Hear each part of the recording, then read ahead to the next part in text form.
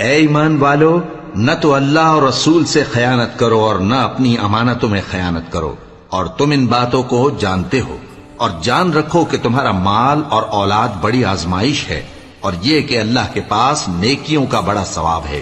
مومنو، اگر تم اللہ سے ڈرو گے تو وہ تمہارے لیے حق و باطل کا فرق ظاہر کر دے گا اور تمہارے گناہ مٹا دے گا اور تمہیں بخش دے گا، اور اللہ بڑے فضل والا ہے۔ اور اس وقت کو یاد کرو جب کافر لوگ تمہارے بارے میں چال چل رہے تھے کہ تم کو قید کر دیں یا جان سے مار دیں یا وطن سے نکال دیں،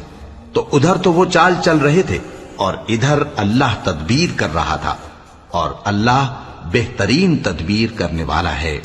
اور جب ان کو ہماری آیتیں پڑھ کر سنائی جاتی ہیں تو کہتے ہیں یہ کلام ہم نے سن لیا ہے، اگر ہم چاہیں تو اسی طرح کا کلام ہم بھی کہہ دیں، اور یہ ہے ہی کیا، صرف اگلے لوگوں کی حکایتیں ہیں۔ اور جب انہوں نے کہا کہ اے اللہ